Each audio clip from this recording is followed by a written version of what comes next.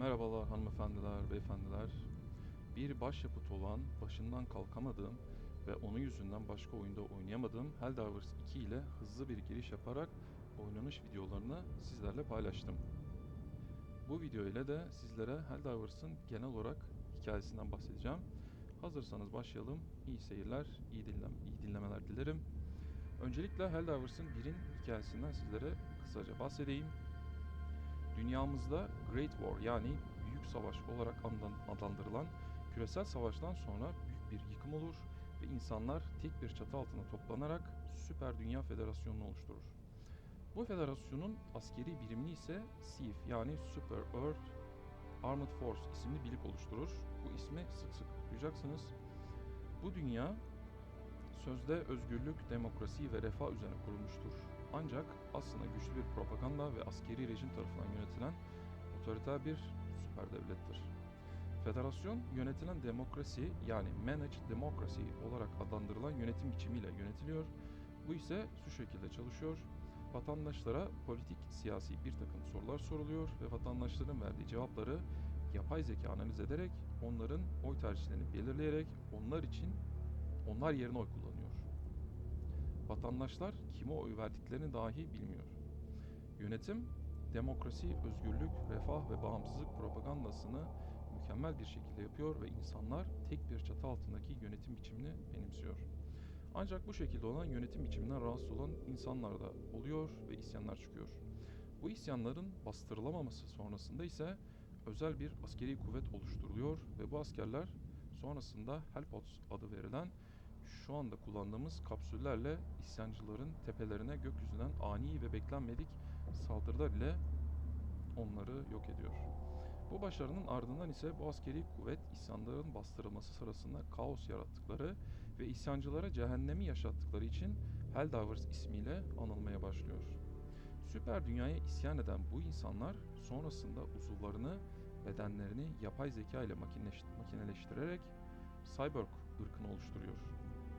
Cyborgların süper dünyada terör saldırısı düzenlemesiyle resmi olarak savaş başlıyor.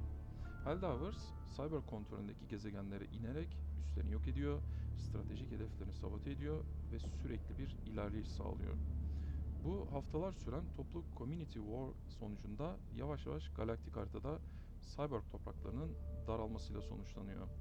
Cyborg ırkına karşı verilen savaş çok kanlı geçiyor ancak Cyberstan isimli ana gezegenlerindeki tüm tesislerin yok edilmesi, liderlerin öldürülmesiyle gezegenin tamamen ele geçirilmesiyle Cyborglar yok ediliyor.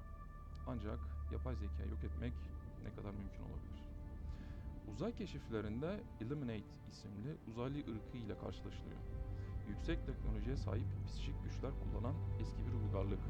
Görünüş olarak ışıldayan, yapılarıyla mistik bir hava taşıyorlardı. Süper dünya onları gizemli ve hain düşman olarak tanıttı. Bu ırk neşe ve mutluluk içinde yaşarken ve insanlara düşman değilken, hatta barışçıl bir şekilde yaklaşmışken, insanlık onlardaki teknolojinin inanılmaz boyutlarda olduğunu fark etmeleri ve bunun ileride tehlikeli olabileceği endişesiyle birlikte bu teknolojiyi elde etmek için Illuminate'in kendilerini yok edeceklerini bahane ederek savaş ilan ediyor. Hatta şu anda kullanmış olduğumuz Super Destroyer'larda bulunan FTL yani Faster Than Light isimli yıldızlar arası seyahat teknolojisi bir Illuminate teknolojisidir. Onların savaş alanındaki en tehlikeli yanı ise enerji kalkanları ve telekinetik saldırılarıydı. Helldivers özellikle ağır zırh delici silahlar ve stratejik bombalamalarla üstünlük kurmaya çalıştı. Savaş çok kanlı geçti ancak Helldivers, Scubai Shrine isimli ana gezegenlerinde Illuminate'i yok etti. Ya da öyle zannedildi. Süper Dünya'nın Illuminate'i yok etmesinden sonraki propagandası ise Illuminate tehdidi sonsuza kadar sona erdi. Demokrasi evrende tek ışık kaynağıdır şeklindeydi. Keşifler sırasında böcek ırkı olan Terminids ırkı ile de karşılaşıldı. Devasa biyolojik böceklerden oluşan tamamıyla içgüdüyle hareket eden bir uygarlık. İnsanlığa en büyük sayısal tehdit oluşturan fraksiyon. Terminid ırkı insanlara açıkça düşman olmasa da insanlar onları büyük bir tehdit olarak gördü ve bu ırka savaş açtı. Helldivers terminitleri Kepler Prime isimli ana gezegenlerine kadar bastırdı. Ancak Terminitlerin bedenlerinin FDL teknolojisi için E710 isimli yakıtın ana bileşeni olarak kullanabileceklerini fark etmeleri üzerine onları yok etmeyerek kontrol altında tutmayı ve başladı ve Terminit çiftlikleri kurdu. Bu üç ırka karşı yapılan savaşlar ağır bedeller ödenerek kazanıldı ve Birinci Galaktik Savaş sona erdi. Gelelim Helldivers 2'nin hikayesine. Helldivers 2'nin hikayesinden bahsederken birçok konuyu oyunun fanları tarafından oluşturulan HelldiversCompanion.com isimli web sitesi üzerinden sizlere göstereceğim. Bundan tam 100 yıl sonra şu anda oyunda olduğumuz zaman, yani Helldivers 2 başladı. Bu 100 yıllık süreye barış zamanı adı verildi. Bu süre boyunca süper dünya rahat bırakılmış, kimseye gerçek bir tehdit kalmamış gibi görünmüştü. Ama süper dünya sürekli büyümek, yeni kaynaklar bulmak ve rejimini genişletmek zorundaydı. Akıllı, kolektif hareket etmeye başlayan, evrimleşen, gelişmekte olan ve mutasyona uğrayan Terminit ırkının insanların kurmuş olduğu E710 yakıt çiftliklerini yok ederek kaçmalarıyla ve devasa Terminit sürülerin hızlı bir şekilde sektörleri ve gezegenleri istila etmeleriyle savaş patlak verdi ve 2. Galaktik Savaş başladı. Bu çiftliklerde E710 yakıtının daha fazla üretilebilmesi için Terminitlerin mutasyona uğramalarına izin verilmiş ve hatta deneyler yapılarak genetikleri değiştirilmişti. Sonrasında ise mutasyona uğramış ve genetiği değiştirilmiş Terminitler öne alınamaz bir sele dönüştü. Terminitlere karşı olan savaş devam ederken Cyborg ırkının daha gelişmiş, daha akıllı ve daha güçlü bir şekle bürünmüş robot ırkı olan otomatonlar galakside istirahalara başladı. Otomatonların Cyborgların çocukları olduğu Birinci Galaktik Savaş'ta savaşı kaybedeceğini anlayan Cyborgların kendi ırkını devam ettirebilmek için bu şekilde bir önlem aldığı ve bunun insanlar tarafından fark edilemediği, otomatonların savaştan uzak bir yere gönderilerek orada evrilmelerine, gelişmelerine ve güçlenmelerine, sonrasında galaksiye dönerek Cyborgların başlattığı işi bitirmeye programlandığı iddia edilmektedir. İlk olarak galaksinin batı kısmında yer alan Severin sektöründen ve Malevolent Creek isimli gezegenden istilalara başlayan otomaton ırkı, Termitlerin büyük istilasını fırsat bilerek birçok sektöre yayılmış ve gezegenleri işgal etmiştir. Onu da siteden size göstereyim. Malevolent Creek, Severin sektör, Malevolent Creek. 8 Şubat 2184 ile 28 Şubat 2184 tarihleri arasındaki ilk Malevolent Creek Savaşı'nda Helldivers gezegeni kaybetti. Bu savaşlar sırasında Helldivers tarafından çok önemli bir istihbarat ele geçirildi. Otomatonlar The Reclamation isimli operasyona hazırlanmaktaydı. Süper Dünya tarafından tam olarak netleştirilemeyen bu istihbarat alınır alınmaz Helldivers otomatonları yok etmekle görevlendirildi. Malevolent Creek gezegeninde direnen Creekers adlı Helldivers grubu gezegenin savunmasını ağır kayıplar vererek sürdürdü. Mantes ve Draupnir ve Mantes isimli gezegenlerin geri alınması ile destek gelmiş ve 1 Nisan 2184'te Malevolent Creek özgürleştirilmişti.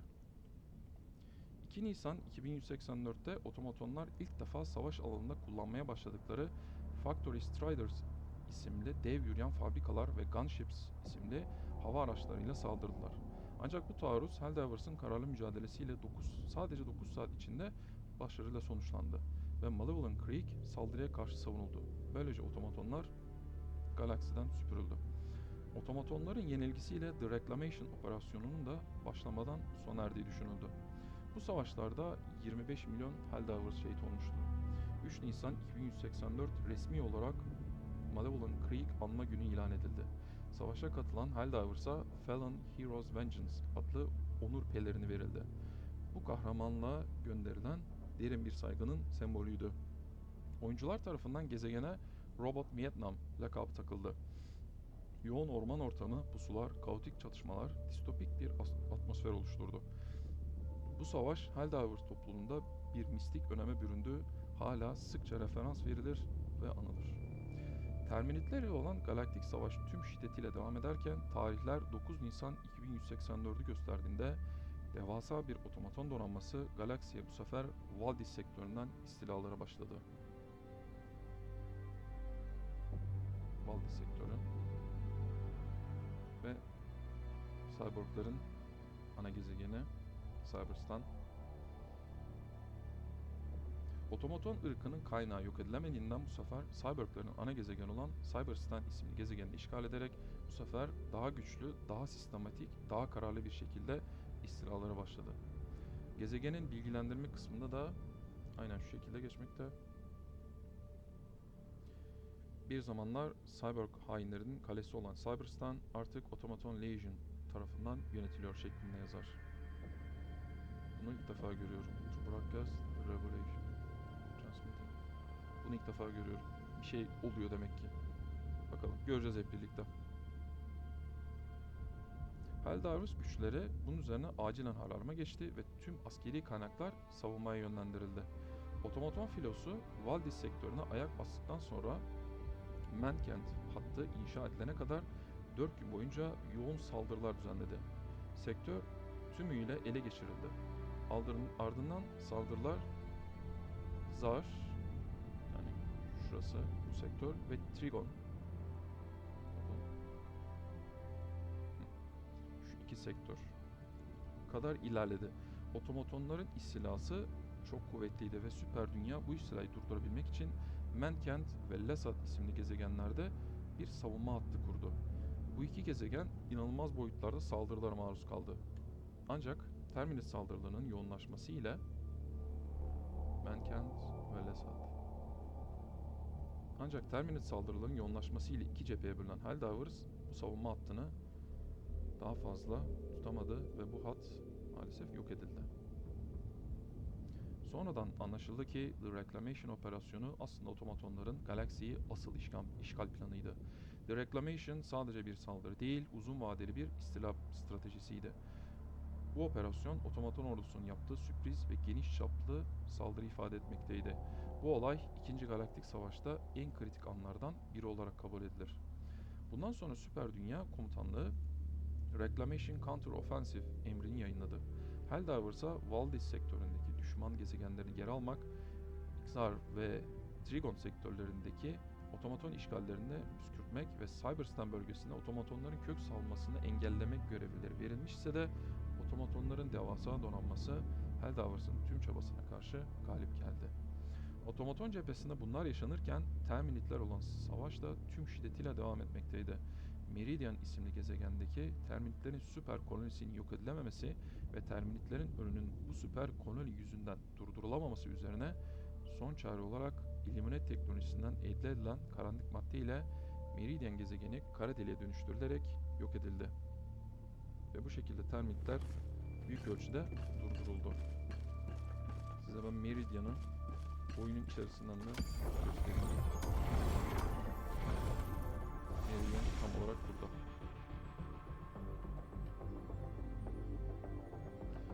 İkinci Galaktik Savaş tüm hızıyla devam ederken Süper Dünya Helldivers'ı savaşın gidişatını değiştirecek bir projeyi gerçekleştirmek için görevlendirdi. DSS yani Democratic Space Station yani Demokrasi Uzay İstasyonu.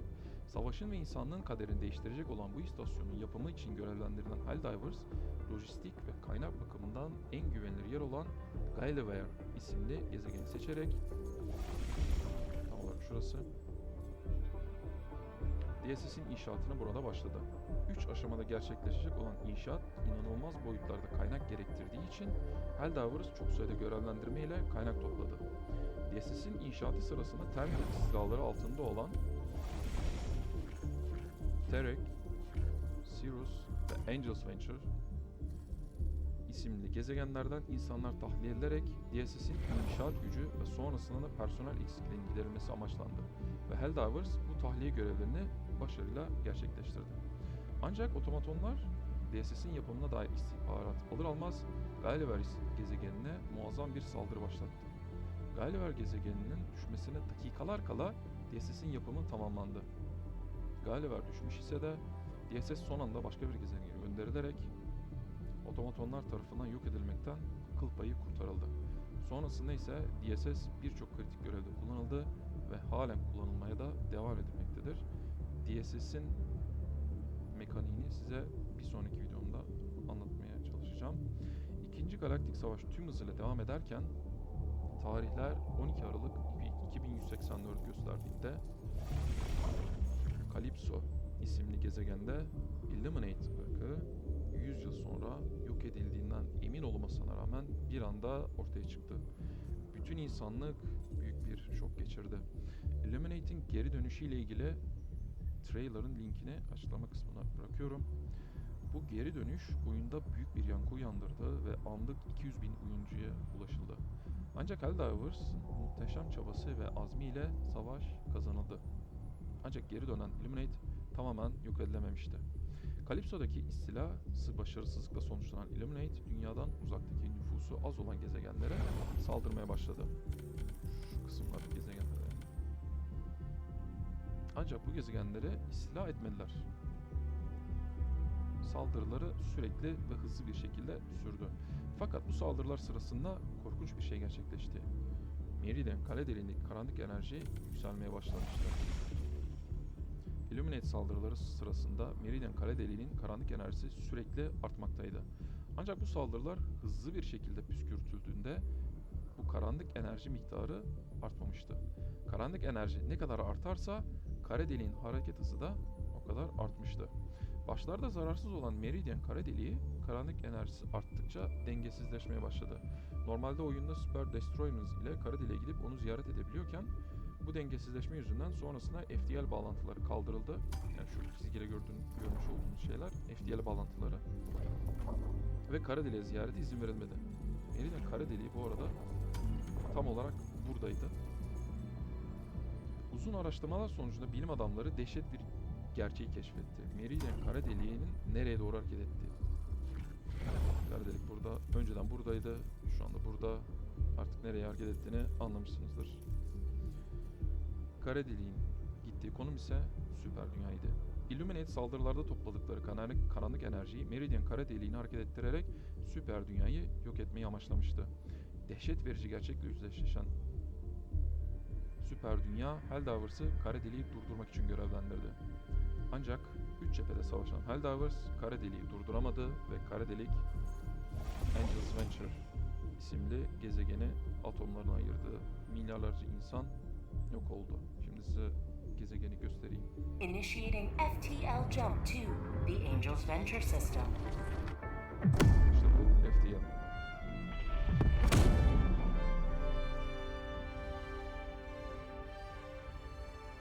FTL jump successful. Şöyle son ana kadar göstermeyeyim size. Ve karşınızda Angel's Venture.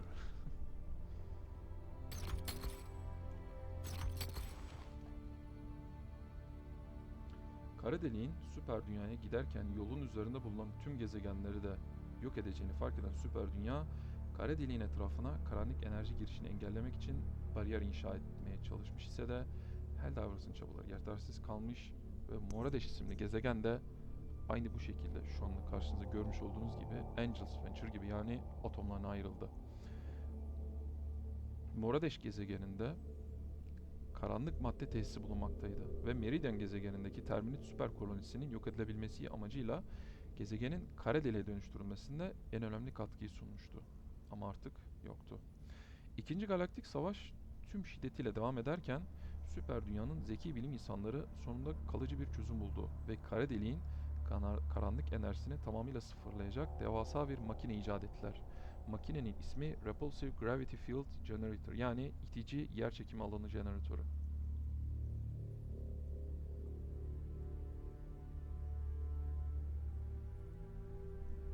Ancak bu makinenin kurulumu ve harcayacağı yakıt inanılmaz boyutlarda olacağı için Helldivers, Terminit gezegenlerinden E710 toplamakla görevlendirildi.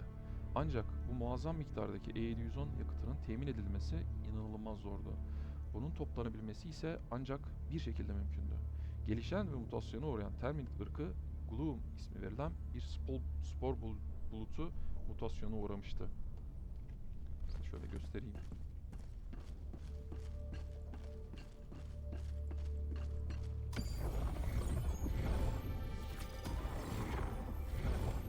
Şu gördüğünüz bulutlu kısım Gloom. Buralara spor bulutu yani Gloom adı verilen spor bulutu sebebiyle gidilemiyor. Çünkü bu sporlar destroyerların bilgisayarlarının arızalanmalarına ve motorlarına girerek aşırı ısınmalarına ve sonunda infilak etmelerine sebebiyet veriyor. Ancak Gloom spor bulutun içinde bulunan ve gezegenlerdeki mutasyona uğramış termit böceklerinin bedenlerinin muazzam miktarda E710 içerdiği fark edilmişti. Ancak kara deliğin durdurulması her şeyden önemliydi. Bunun için bilim adamları süper destroyerların zırhlarını Gloom spor bulutundan korunacak bir maddeyle kaplamayı başardı. Ancak bu zırh kalıcı bir koruma sağlamamaktaydı. Helldivers, Gloom spor bulutun içerisinde bulunan Fori Prime. Buradan belli bir dolum.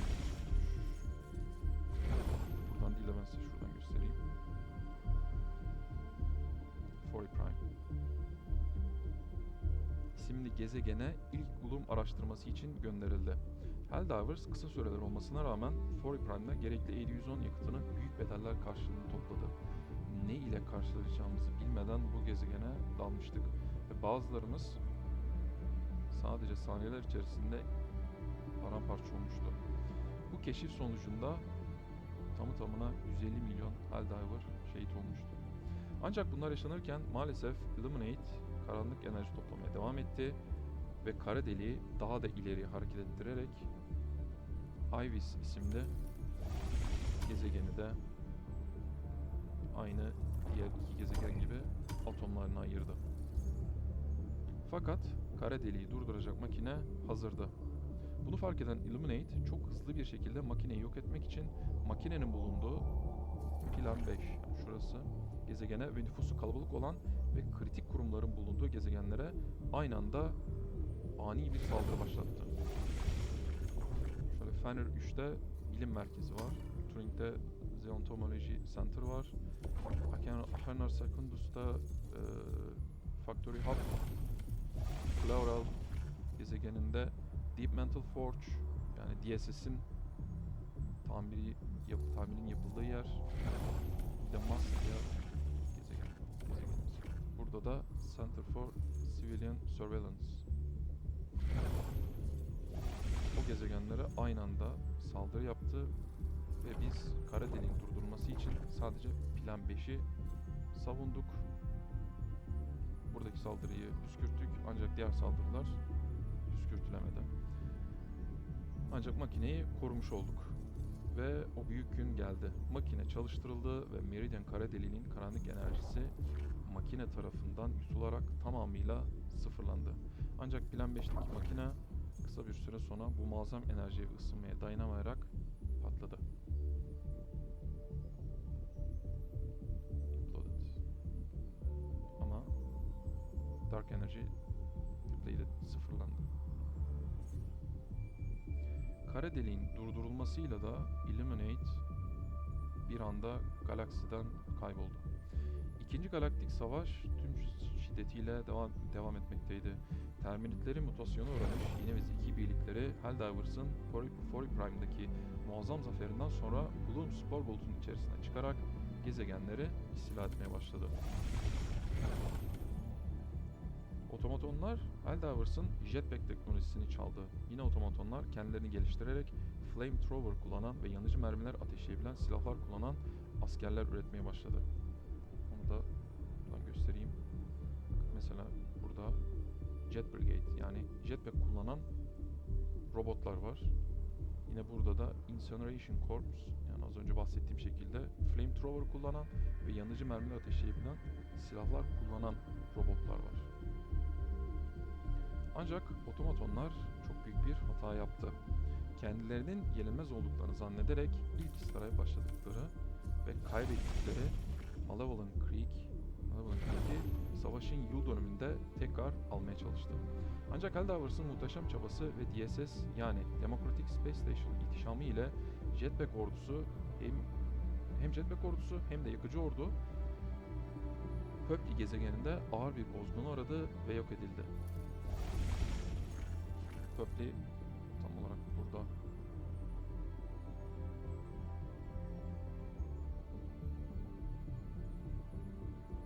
Siege of Pöpli.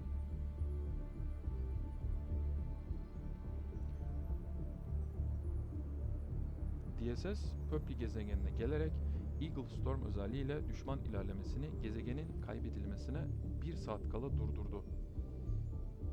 Şöyle göstereyim ben size. Tam 1 saat kazanmalarına 1 saat kalmıştı. Ama Eagle Storm özelliğiyle onların ilerlemesi durduruldu ve biz bu sayede öne geçtik ve neredeyse ucu ucuna bu savaşı kazandık. Bu savunmanın kazanılmasıyla da otomatonlar daha ileriye gidemedi. Bırakın Malevolent Creek'i almayı, yakınına bile yaklaşamadılar. Bu savaşta da gerçekten çok zorlanmıştık. Mermi sayımız azalmıştı. Steam sayımız yarıya inmişti. Reinforce sayımız kişi başı 2 birim azalmıştı. Gerçekten çok Alcubierre zorlu Drive ve epik calibration bir... complete. Bir saniye ablacığım.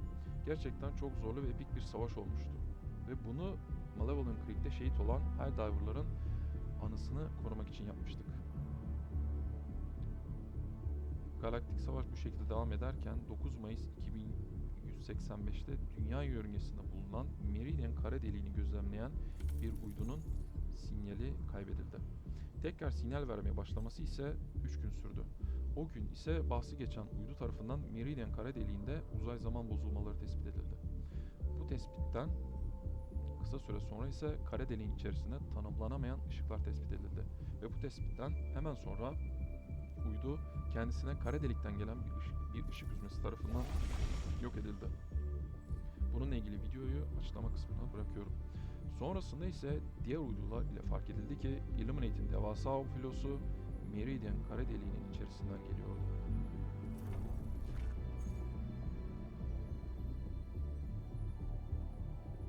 Nereden ve nasıl geldikleri bilinmese de Illuminate'in tüm gücüyle geldiği anlaşılmıştı. Great Host adı verilen devasa filo doğrudan süper dünyaya hedef almaktaydı. Aslında Meridian'ın tam olarak bir kara delik olmayıp bir solucan deliği olduğu da bu şekilde kesinlik kazanmış oldu. Illuminate ile süper dünya arasında 4 gezegen bulunmaktaydı. Widow's Harbor, Plan, New Haven ve Mars.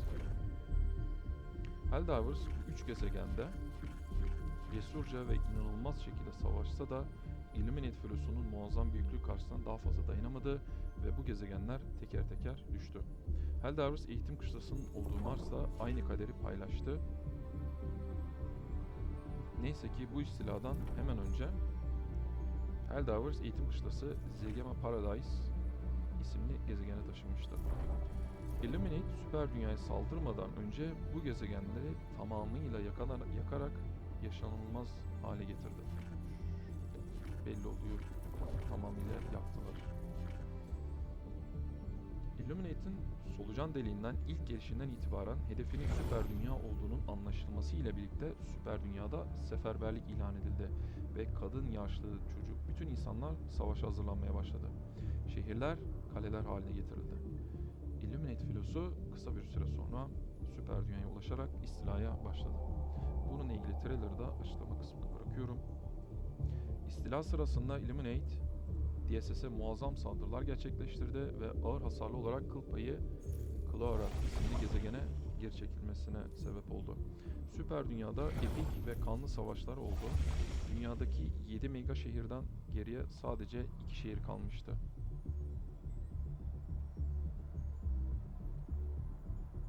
Şöyle.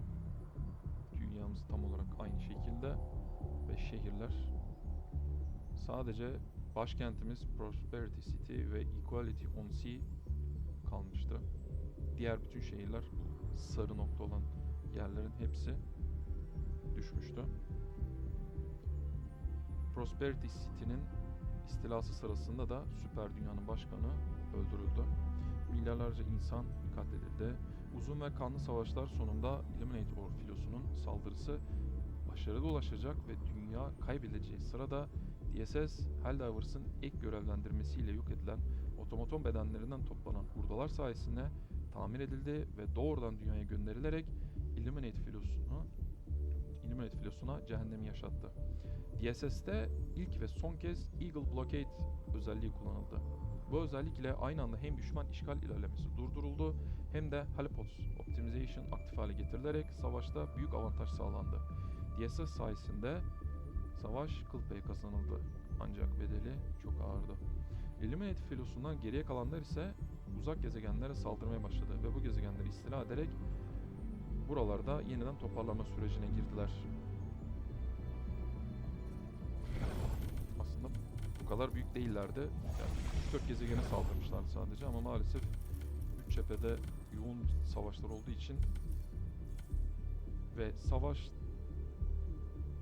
kaçanlar olduğu için çok fazla önemsenmedi ama maalesef çok büyüdüler. Oyunda en son Bororok isimli gezegende, tam olarak şurada, Jurassic Park vari bir Tyranny Park'ın kurulması için gezegenin özgürleştirilmesi görevi verildi. Bu sırada ek bir görevlendirme ile de Grimsika isimli gezegende yeni bir E710 çiftliğinin kurulması görevi verildi.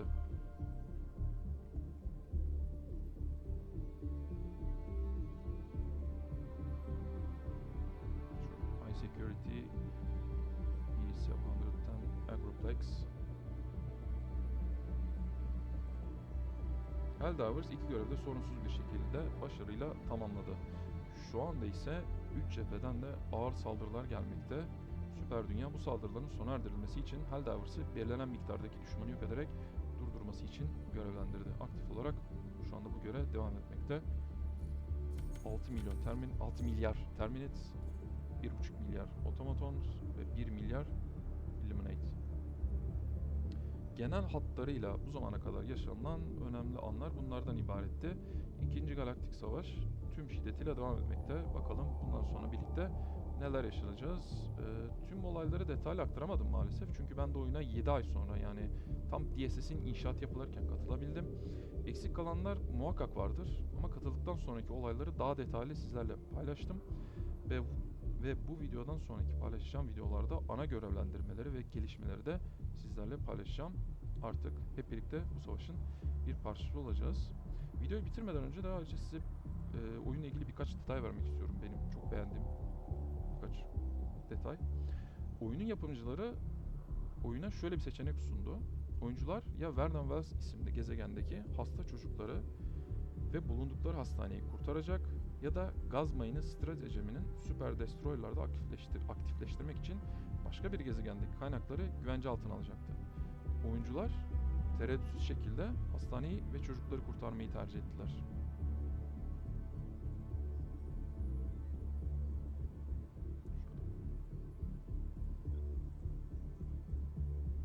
Her ne kadar bu bir oyun da olsa ve gerçekten de o çocukları kurtarmıyor da olsak, tercihlerimiz ile belki de o içimizdeki iyi insanı kurtarmış oluyoruz aslında.